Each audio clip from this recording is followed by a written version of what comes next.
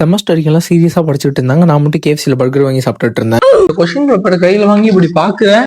அவ்வளவுதான், நம்மள முடிச்சு விட்டீங்க போங்க. சேனலை சப்ஸ்கிரைப் பண்ணிட்டு வீடியோ ஃபுல்லாக பண்ணி என்னச்சுன்னு சொல்கிறேன். மிஸ் இன்னைக்கு எங்கள் அப்பாவோட பர்த்டே, என்னோட ஃபர்ஸ்ட் செமஸ்டர் எக்ஸாம். காலையிலே பட்டையை போட்டு காஃபி குடிச்சிட்டு கிளம்பிட்டேன். பக்கமாக போட்ட பஸ்ஸையும் பிடிச்சிட்டேன். இன்னைக்கு வர என் ஸ்டாப்பு கொஞ்சம் முன்னாடி இறக்கி விட்டாங்க. பயங்கர டிராஃபிக்காக இருக்குன்னு நான் நடந்தே போனேன். நடந்து போய் அடுத்த பஸ்ஸை பிடிச்சிட்டேன். இந்த பஸ்ஸில் வழக்கம் போல சமக்கும் போல தாண்டி கிளாஸுக்கு போயிட்டு பிரேக்ஃபாஸ்ட் சாப்பிட்டேன். நோட்ஸ் ஜெராக்ஸ் போட்டு வர சொன்னேன். இந்த நோட்ஸை வாங்கிட்டு அவங்க வர சீரியஸாக லேப்டாப்பில் படிச்சிட்டு இருந்தாங்க. நான் கீழே உட்காந்து தனியாக படிச்சுட்டு இருந்தேன். லஞ்ச் பிரேக் விட்டாங்க. லஞ்சுக்கு ஏதாவது ஆர்டர் பண்ணி சாப்பிடலாம்னு சொல்லிட்டு ஆர்டர் பண்ணிட்டேன். எல்லாரும் செமஸ்டருக்கு படிச்சுட்டு இருக்காங்க.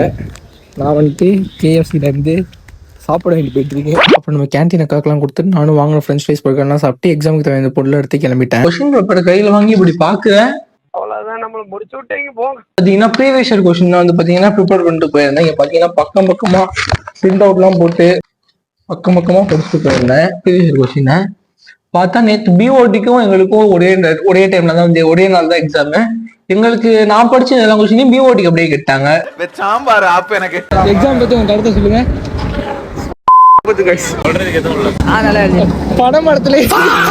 அப்புறம் பஸ்ஸுக்காகவும் இன்னும் நாங்களும் நிக்கிறோம். ஒரு பஸ் எங்க கிராஸ் பண்ணி போகுது. பட் எந்த பஸ் எங்க ஸ்டாப்ல நிக்கிறோம். அப்புறம் நடந்தே போயிட்டு எனக்கு வீடு சம பசி மயக்கோரமே ஆயிடுச்சு. அப்புறம் போயிட்டு ஒரு பஜ்ஜி வாங்கி சாப்பிட்டேன். நான் சாப்பிட்டு இருக்கேன். கரெக்டா 2 பஸ் வந்து நிற்கிது. அப்புறம் கொஞ்ச நேரம் கழிச்சு இன்னொரு பஸ் வந்தது. அப்புறம் 7 மணிக்கு டோல்கேட் வந்தேன். நமக்கு முன்னாடியே வந்து பாய்ஸ் 2 பேர் நின்று இருந்தாங்க. அப்புறம் ஏன் பஸ் வந்துருச்சு. நானும் ஏறி வந்துட்டேன். பஸ்ல விட தெரியாம காசை கீழே போட்டு அப்புறம் எடுத்து கொடுத்தாங்க. பஸ்ல விட சம கும்பல் ஒருத்தர் முதுகுலையும் 4 தடவை தும்பிட்டாரு. அதாவது ஆக்சிடென்ட் போல வீட்டுல சரியா தெரியல. 8 மணி ஆயிடுச்சு வரத்துக்கு. எங்க அப்பாவுக்கு பர்த்டே.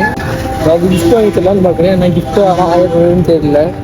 காலைல இருந்தா ஒரு 5 நிமிஷம் கூட அவரை பார்த்துக்க மாட்டேன். விஷ் பண்ணிட்டு அப்புறம் காலேஜ் கிளம்பி போயிட்டேன். அப்பதான் நம்ம பையன் வந்தான். சரியான மழை வேட பெஞ்சிருந்தது. அப்புறம் டீ கடைக்கு போயிட்டு ஜூஸ் ஒன்று குடிச்சிட்டு போய் ஒரு கீச்சன் கிஃப்ட் வாங்கிட்டு வண்டிக்கு பெட்ரோல் போட்டு வீட்டுக்கு வந்து குளிச்சுட்டு அவர் மேலே தும்போம். அப்புறம் எங்க அம்மா பிரியாணி போச்சு வச்சிருந்தாங்க. சாப்பிட்டு எங்க அம்மா மார்க் கால்குலேட் பண்ணிட்டு இருந்தாங்க. அப்புறம் அணி கேக் இருந்துச்சு. அதையும் சாப்பிட்டு எங்க அப்பா கிஃப்ட்டை கொடுத்து டே வென் பண்ணியாச்சு.